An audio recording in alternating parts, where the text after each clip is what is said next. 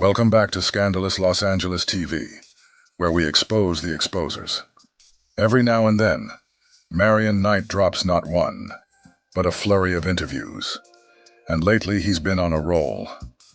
For the past couple of days, the streets and the internet have been buzzing after CS2 back, and Reggie Wright Jr. went online claiming Simon had AIDS.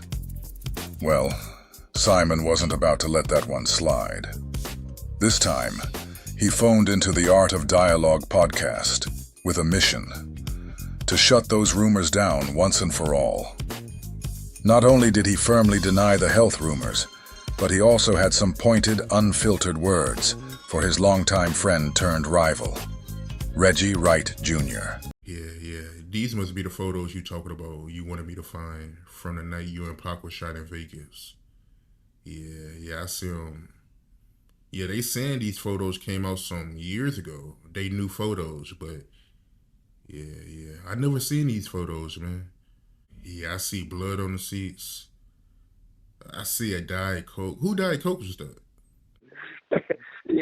you know, that has to be my big ass, you know what I'm saying, diabetic and everything else. I was trying to get a six-pack. I didn't have it then. You know, I had to go to prison to find a six-pack.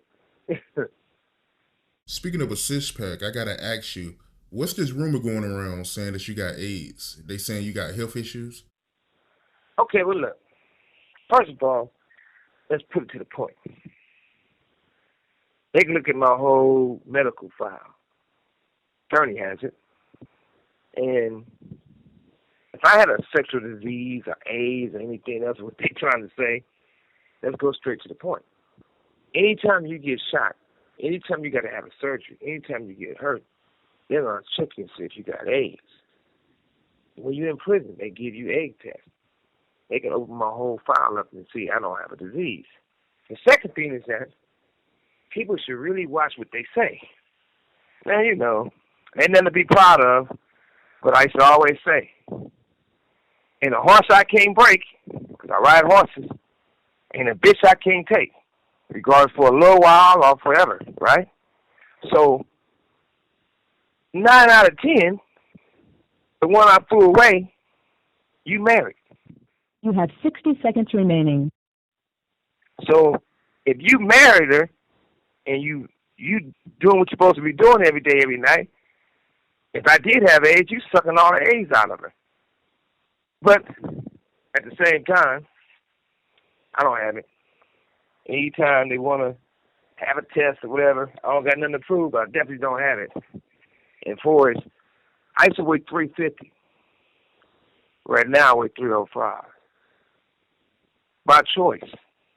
On a mile and a half a day. Do my dips, do my pull-ups.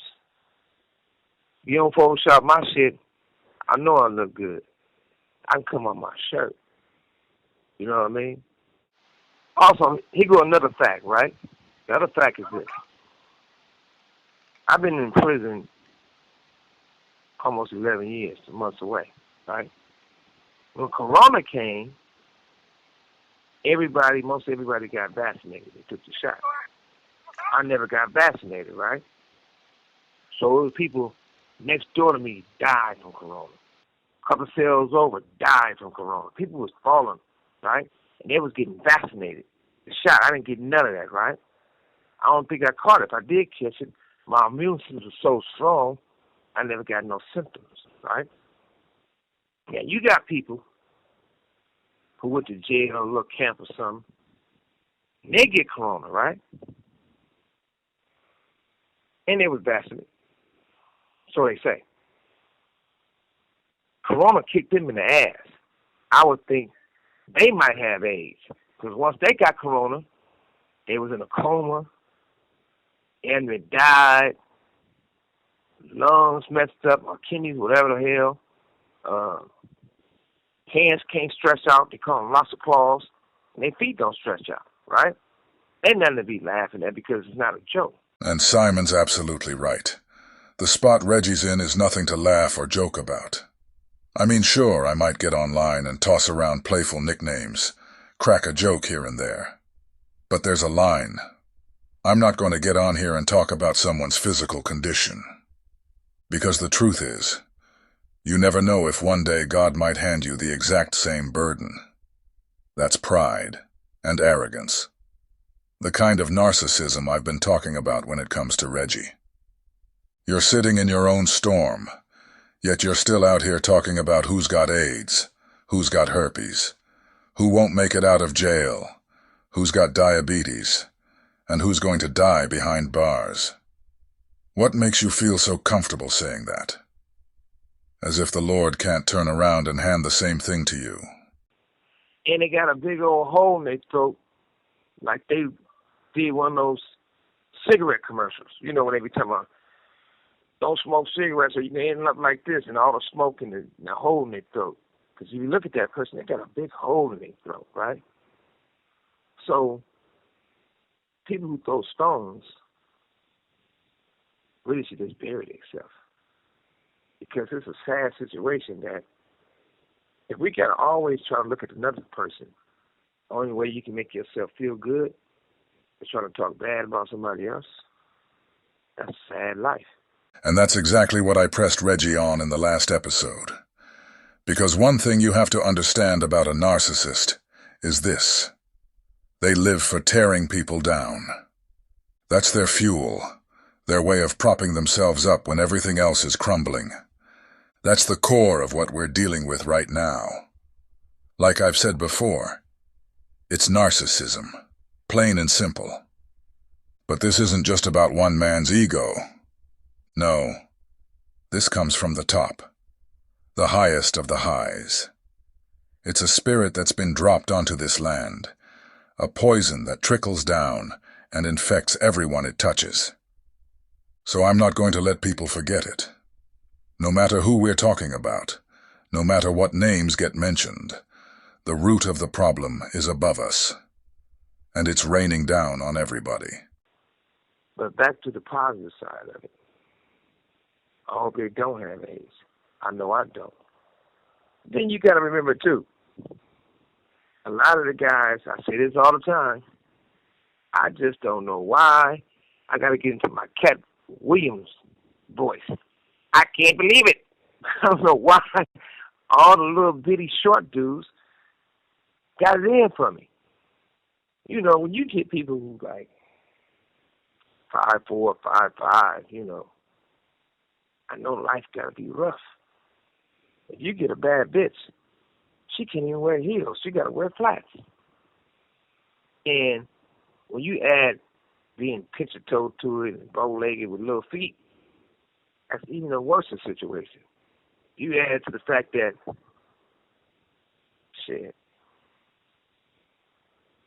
diaper's not a choice. A diaper is man, though. That's another situation.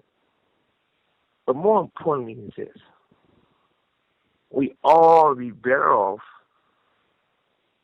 as so-called friends and enjoying life than trying to pick fights and make enemies. I did all what I'm supposed to do. I don't need to argue with nobody. I don't need to fight with nobody. Oh, but I can't fight. Let's believe that. And I love the fact that God made me tall and big to be able to play football or sports. Some people is too short to play basketball and too fat to be a jockey. Right now, Simon's lining himself up against Reggie, and the way he's doing it is pure backhanded shade. He's saying God made him big, strong, tall enough to play any sport. But then he pivots, saying if you're 5 feet 4 inches, you're too short for basketball. And if you're too heavy, you can't be a horse jockey. Make no mistake. He's talking about Reggie. And if they're going to be a boxer, being 5'4" or whatever, you can't box Mayweather because you're too fucking fat. Way too much. And you can't heavyweight like a little Holyfield somebody because you're too short. Some people got little arms. Their arms like turtles. I know some motherfuckers got to change diapers, but some motherfuckers don't.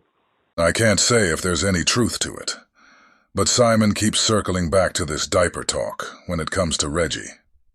He's claimed more than once that wearing a diaper is mandatory. Whether it's fact or fiction, he repeats it like it's part of the storyline. Another jab slipped into the mix. With these two, it's never just about the words. It's about planting an image that sticks. And they arms so short, I don't know how they wipe their ass. I just don't get it. But besides that, everything's a good day. Every day is a blessing.